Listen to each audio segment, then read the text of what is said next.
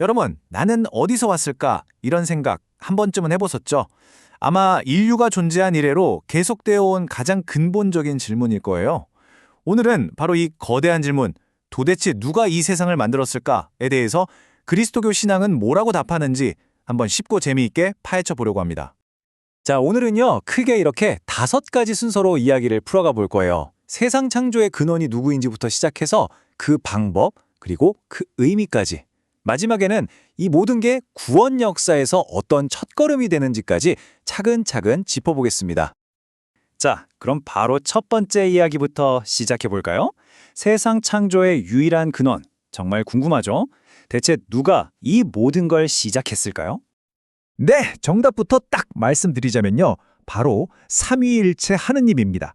이게 무슨 말이냐면 우리가 흔히 말하는 성부, 성자, 성령 이 세 분이 따로따로가 아니라 완벽하게 하나가 되어서 함께 이뤄내신 뭐랄까 공동 작업이라는 거죠. 이 삼위일체라는 개념이 정말 중요해요. 성부, 성자, 성령, 분명 세 위격, 세 분이시잖아요. 그런데 세상을 창조할 때는 이 세 분이 그냥 완벽하게 하나, 분리할 수 없는 단 하나의 시작점, 단 하나의 근원이 되신다는 거예요. 이게 핵심입니다. 시작은 오직 하나. 물론 우리가 보통 천지창조하면 성부 하느님을 딱 떠올리기가 쉽죠. 뭐 틀린 말은 아닌데 더 정확히, 그러니까 올바른 가르침에 따르면요. 성부뿐만이 아니라 성자, 그리고 성령, 이 세 위격 모두가 똑같이 창조의 근원이시라는 점을 기억해야 해요. 왜냐하면 이 세 분은 절대로 떨어질 수 없는 한 분 하느님이시거든요. 자, 그럼 누가 만들었는지는 알았어요. 삼위일체 하느님이시죠? 그럼 이제 더 궁금해지지 않나요? 어떻게? 도대체 어떤 방식으로 이 세상이 만들어졌을까요? 이게 또 아주 신비롭고 재밌습니다. 여기 정말 아름다운 표현이 나오는데요. 하느님께서 세상을 만드실 때 당신의 두 손을 사용하셨다고 해요. 그 두 손이 바로 성자와 성령을 의미하는 거죠. 와, 정말 시적인 비유 아닌가요? 그냥 뚝딱 만들어낸 게 아니라 마치 장인이 두 손으로 정성껏 빚어내는 것처럼 굉장히 인격적이고 섬세한 활동이었다는 걸 보여주는 거예요.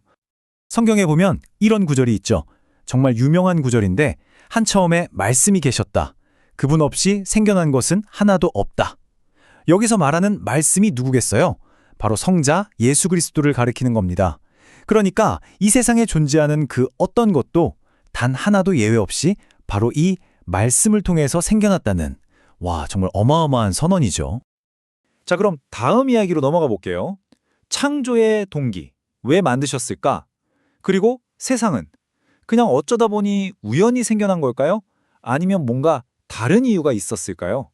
세상의 시작을 보는 관점은 크게 두 가지로 나뉜다고 볼 수 있어요. 한쪽은 에이, 그냥 우연이지. 어떤 거대한 운명의 장난 같은 거야. 라고 말하죠. 하지만 신앙은 정반대의 이야기를 합니다.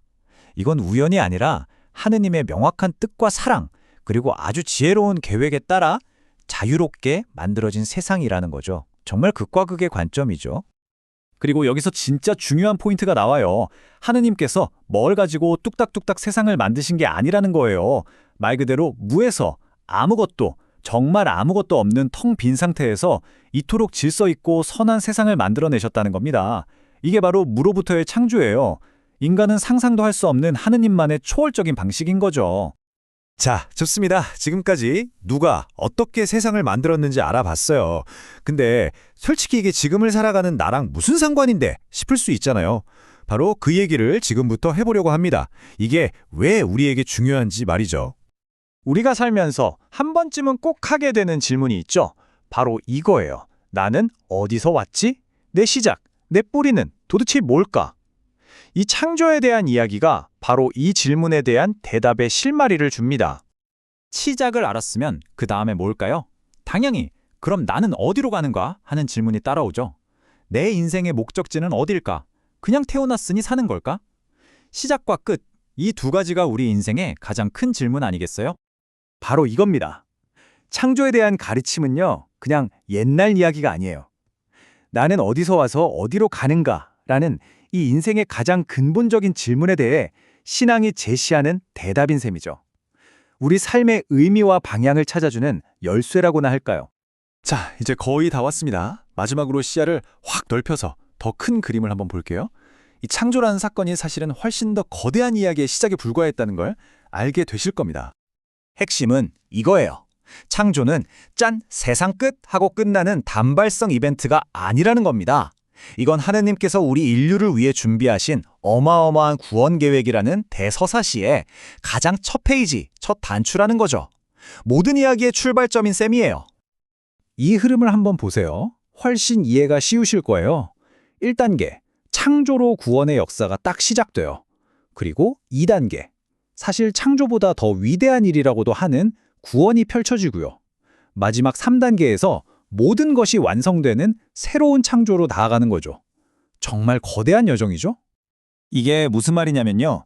처음에 있었던 그 창조의 진짜 의미, 그 궁극적인 목적은 결국 예수 그리스도를 통해 이루어지는 이 구원이라는 사건 속에서 비로소 완성된다는 뜻이에요.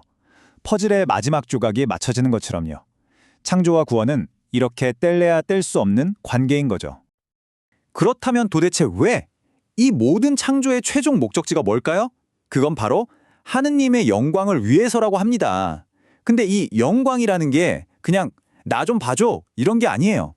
하느님께서 가지신 그 무한한 사랑과 지혜, 그리고 진리, 선함, 아름다움을 우리 피조물들과 함께 나누고 싶으셨기 때문이라는 거죠. 정말 멋진 목적 아닌가요? 자, 이렇게 오늘 세상 창조에 담긴 정말 깊은 이야기들을 나눠봤습니다. 그럼 마지막으로 여러분께 이 질문을 한번 드리고 싶어요. 내가 그냥 우연히 던져진 존재가 아니라 하느님의 놀라운 사랑과 지혜로운 계획 속에서 시작되었고 결국 그분의 영광을 향해 가는 존재라는 걸 진짜로 믿게 된다면 과연 오늘을 살아가는 나의 하루, 나의 선택, 나의 삶은 어떻게 달라질 수 있을까요? 이건 정말 한 번쯤 깊이 생각해 볼 만한 질문인 것 같습니다.